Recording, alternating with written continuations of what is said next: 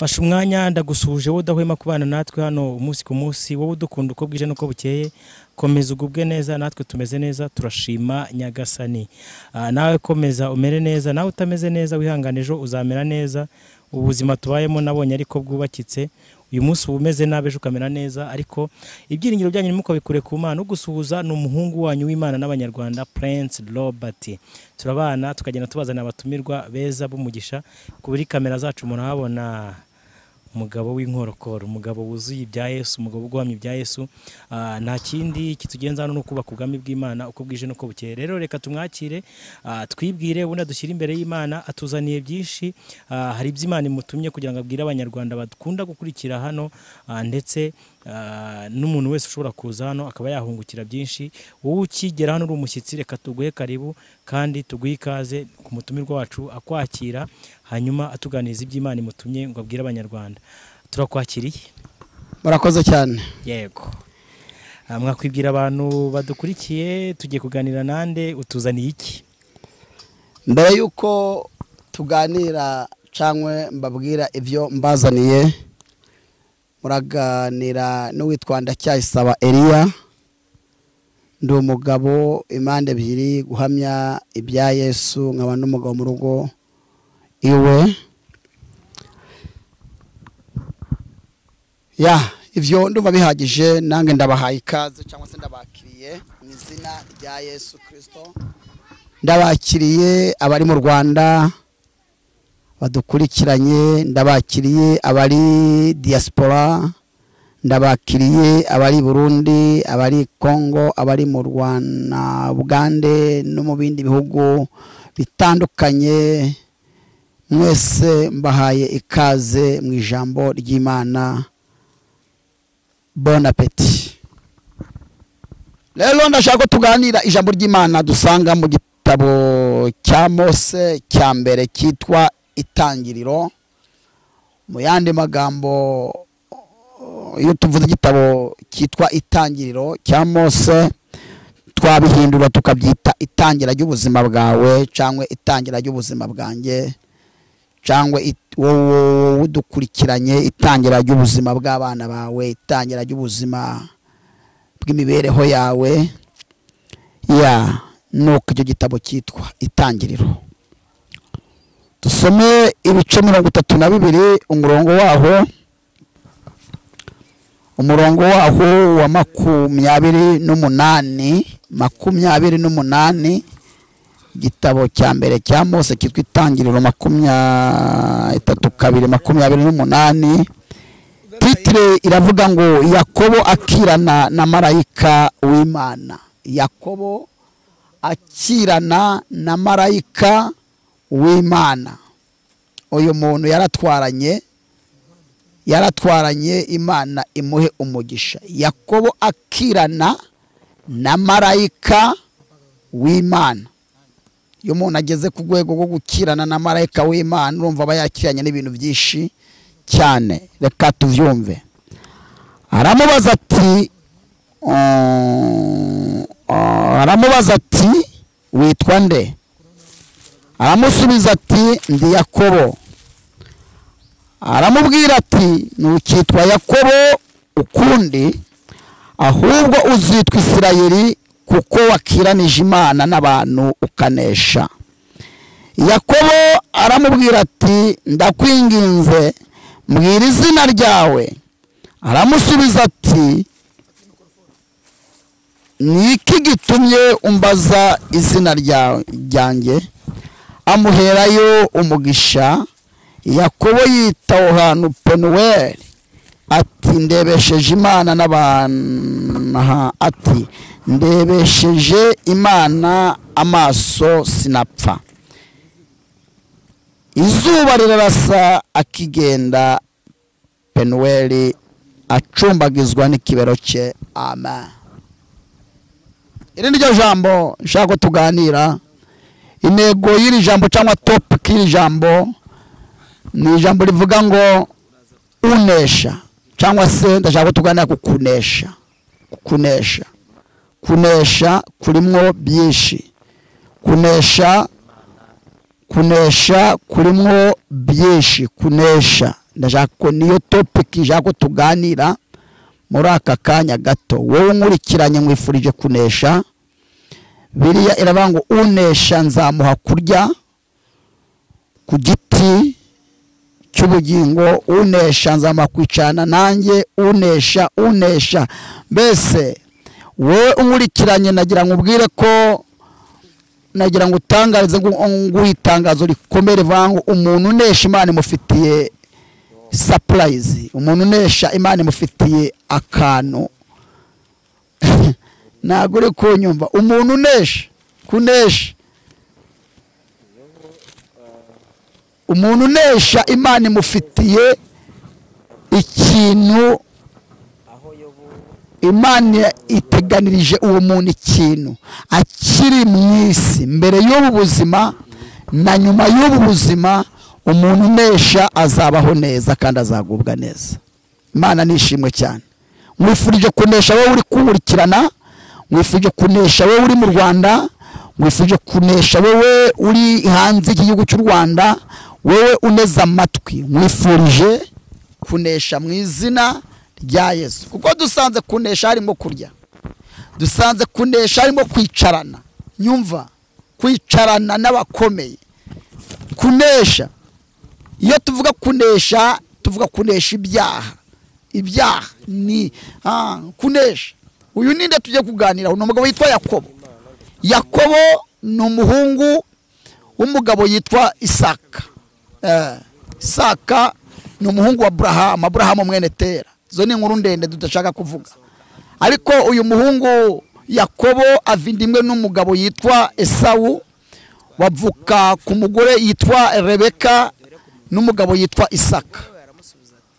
Imivukire y'uyu muhungu Yakobo, nyina abatwite, nyina agiye gusenga Imana. Amaze gusenga Imana, Imana imwohereza marayika iramubwira ngo Imana irantumye ngo nze nkubwire ko mu nda yawe utwite amahanga abiri, cyangwa se amahasa, cyangwa se imanga. Yamubwiye ko atwite imanga. Muri kuvyumva mwese imanga n'abana b'amahasa nyene mu nda bagiye kuvuka ari babiri. Bibiliya iravuga ngo aba bana mu nda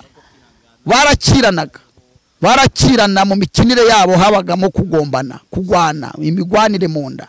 Uyu mugore rero ajya gusenga Imana, Imana imwohereza marayika iramubwira ngo genda ubwire ujya mugore umubwire ko ibivyo atwite mu nda n'abana babiri. Impamvu y'imirwanire yabo cyangwa imikinire yabo nta mikino bafite, ahubwo barimo barapfa ikintu kitwa ubuyobozi cyangwa se ubutegetsi. Bibiliya marayika abwira uyu mugore arabwira ngo umva uko Uwiteka Imana ambwiye, itahire ugende witegure kubyara, mu nda yawe utwite amahasa cyangwa se imanga. Mu yandi magambo n'abana babiri, ariko umukuru azaba umugaragu w'umuto, umuto azayobora umukuru. Imana iha n'amazina uyu mugore y'abano bana. Arabwira ngo umwe azaba yitwa Esawu azaba ari mukuru, gatoya azaba yitwa Yakobo. Imana nishimwe cyane. Imana imuha n'ibimenyetso. Ikimenyetso cya mbere yamuhaye, yaramubwiye ngo aka kanya umukuru azavukana icyoya, azaza ari cyoya gitukura. Wa kabiri azaza afite umubiri w'umuhemba, wazaba yitwa Yakobo. Ni nawe mwana muto kandi uzayobora umukuru. Uyu mugore aragenda, aba bana arababyara. Akimara kubabyara bombi barakura, ariko umwana umwe aba umuhigi w'umunyeshyamba. Wabaye umuhigi w'umunyeshyamba ni uwitwa Esawu, ariko uwabaye umwana witonda ubana na nyina mu rugo ni uwitwa Yakobo. Izi nzira z'abano bana zabaye ndende. Ariko nashaka kuvuga gake. Uyu mwana ajya guhiga, azana umuhigo. Uyu muhigo unezeza papa we.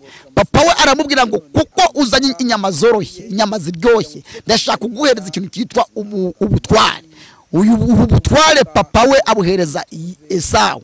Nyina arababara na Yakobo arababara. Uyu muhungu agiye kushaka izindi nyama mu ishyamba. Uyu mwana yitwa Esawu Bibiliya irambwira ngo uyu muhungu Yakobo aragenda afata ibishyimbo n'imboga arabiteka, amaze kubiteka abitegura mu nzira umuhungu mukuru we ari bucemo. Mwibuke ko papa we yamuhaye amazina nitwa Akorimana Jean. Uyu muhungu agiye guhiga yabona umuhigo, umugore umwe w'isezerano ataha ntacyo acyuye. Ibyo bishoboka ataha ntacyo acyuye, acyura inzara. Ntiyabona inyama, ntiyabona umuhigo, acyura inzara. Anyuze mu nzira imwe asanga murumuna we yamutegura ibishyimbo n'imboga. Nagira ngo utangarize wowe umurikiranye uri mu Rwanda no hanze y'u Rwanda. Iyi si iranyanyagiye, irimo ibintu byinshi cyane, irimo ibintu bikomeye, irimo ibintu bitukura, irimo ibisa n'imboga zitukura. Bibiliya ivuga izi mboga zize zaratukuraga, zari imboga n'ibishyimbo bitukura, ariko byari bifite tageti ku bugingo bwande bwa Esawu. Byari bifite tageti kugira ngo binyage Esawu ubutware se yari yamuhaye. Reka nkubwire, mbabarira nkubwize ukuri, hanyuma rero ngeze mu iyi si aho ukandagiye hari imboga zitukura, aho utuye hari ibishyimbo bitukura, aho ukorera hari imboga zitukura. None tuvuga imboga ubijyanishe n'ubuzima dutuyemo. Hari ibintu bitukura kandi ibyo byose bigambiriye kukumenera amavuta, bigambiriye kugutandukanya n'Imana. Wowe nkurikiranye wa mukobwa we, wa musore we, wa mupapa we, wa mumama we, ibi byose ibyo bishyimbo ureba biri iburyo bwawe, ibyo biboga ureba biri imbere yawe, nta kindi bigamije kugutandukanya n'Imana, bigamije kugutandukanya n'Iyera. Turi kujya mu byitwa ngo unesha nzamuha, unesha nzamuha kwicarana nawe mu bwami bwo mu ijuru, unesha nzamuha kujya ku giti cy'ubugingo. Imana nishimwe cyane, wifurije kunesha. Bibiliya irambwira ngo uyu muhungu ntago yanesheje, yaraje asanga mubwira ngo wamaye ku byo kurya nkarya ko nshonje. Murumuna we aramubwira ngo nta kindi uretse tuganire, gabanya inzara, reka tuganire. Waramubwira ngo kubyo byahiye turaganira ibiki wangaburiye. Undi aramubwira ngo ibi byose papa wabihaye, si mama wabitetse, ni ibishyimbo n'ibyanjye, imboga n'izanjye, kiretse twagurana. Umva, ufite ubutware nanjye mfite ibishyimbo, ufite ubutware nanjye mfite imboga, kiretse twagurana ugatwara ubutware ugatwara ibishyimbo n'imboga, nanjye ukama ubutware papa yaguhaye. Ngabwira murumuna we ati kwa jina la Yesu ntago nafata ubutware papa yamaye bugurana ibishyimbo by'umunsi umwe. Aragenda yigiye imbere, shitani aramwongorera aramubwira ngo ubwo butware kugiye kubupfana, wakwirira ibishyimbo byose ko ari kimwe. Umuhungu inzara ikomeza kumukubita, aragaruka abwira murumuna we ati ngaburira nirira ibyo bishyimbo ubutware nemere mbutakaze. Ndagira ngo utangarize wa mukobwa we, komera ku butware bwawe. Ubwo butware Imana yaguhaye nibwo buzahangana n'abadayimoni bari imbere yawe, nibwo buzakwicazanya n'abakomeye. Ubwo butware Imana yaguhaye nibwo buzakugeza no mu ijuru. Wirangara ku butware bwawe, ubugura ibishyimbo, ubugura imboga z'umunsi umwe. Iyo tuvuze imboga dufite abakobwa benshi barangara ku masezerano, ku bintu Imana yababwiye izabakorera, barangara bakinisha ijuru bazajyamo, bakagurana ijuru n'umugabo uzapfa ejo. Umugabo iyo gushaka si bibi dushatse kuvuga, umugabo aje mu bushake bw'Imana ni mwiza, ariko umugabo mvuga ni wa ukubeshya akaguha bitanu umusambane, byakubitana n'ubuzima wibereye, ukavuga ngo amaze iminsi nisiga amamesa, zananiguriye n'utuvuta, n'ubundi maze iminsi mu rusengero ntacyo bimariye. Reka nkubwire wa mukobwa we, kwitonda ukarindira byemeza umutware. Wa musore we, kwitonda ukarindira byemeza umutware. Witakaza ubutware bwawe hejuru y'imboga, witakaza ubutware bwawe hejuru y'udushyimbo bakuguriye, witakaza ubutware bwawe hejuru y'injugu bakuguriye, witakaza ubutware bwawe hejuru ya taci bakuguriye, witakaza ubutware bwawe hejuru y'agasitire bakuguriye. No, umva nkubwire, komera ku butware bwawe. Ahari kurira kwararira umuntu nijoro, ariko bwaca impundu zikagira gute zikavuga. Esawu atakaza ubutware bwe hejuru y'imboga n'ibishyimbo. Imana idufashe cyane. Abakristo badukurikiye twasobye nagushaka kuvuga kuri amateka. Yakobo natanye mbivuga aba yakiranye na murumuna na mukuru aramunesha natangiye mbivuga nyuma yabwo papa w'abana bana aramubwira ngo mwana wanjye dore ndashaje ejo buri nakuhaye ubutware none ugenda uzana izindi nyama ziryoshye nzirye guhesha umugisha none nibwo uyu muhungu yagiye guhiga none ajya guhiga umuhigo agiye guhiga umuhigo mama w'abana bana asanga Yakobo arabwira ngo mwana wanjye papa wawe ejo bundi yatanze ubutware none agiye gutanga n'umugisha ntabwo tubyemera Imana ivuze ko ari wowe uzaba umuyobozi uzayobora mukuru wawe none akijya guhiga mukuru wawe nawe genda wepfuzane ihene tuzibage dukuremo inyama tuzitekereze afata ibihu biturutse kuri za hene abyambika Yakobo bikonje no kwizosi afata umwenda wa Esawu awambika Yakobo afata ibisorori by'inyama arabimweza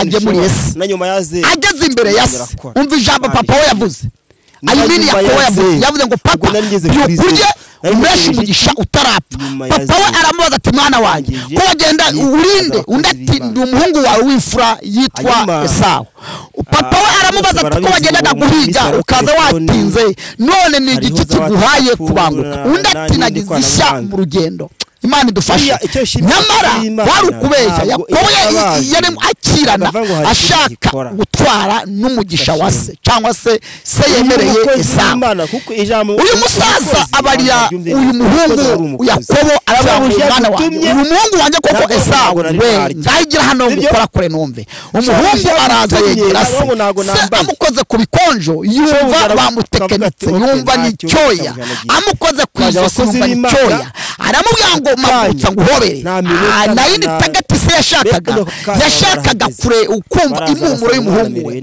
asanga uno kumumuro bamutekenetse nagira ngubwire wowe uneza amatwi wirinde abatekenisiye bari aha hanze wirinde abatekenisiye bashaka kumaramo iby'umwuka wirinde abatekenisiye bashaka gukamura gutandukanya n'Imana Bibiliya irambwira ngo Esawu ayimini Yakobo bari bamwambitse ibihura ku maboko bamwambika ibikonjo bamwambika ibihu ku ijosi bafata n'umwenda wa Esawu barawumwambika bishatse kuvuga iki kwari ukwiyoberanya yiyambika isura ya Esawu nyamara ntabwo yari Esawu Bibiliya iravuga ngo nyamara nimwishushanya nk'ab'iki gihe ahubwo muhinduke rwose mugize imitima mishya ndabwira abarokore muhinduke rwose mugize imitima mishya ndabwira abankurikiranye muhinduke rwose mugize imitima mishya ndi ku ijambo rivuga ngo unesha nzamuha haleluya uwo muntu mwegeranye umumbwirire ngo umuntu unesha Imana imufitiye surprise imbere y'ubu buzima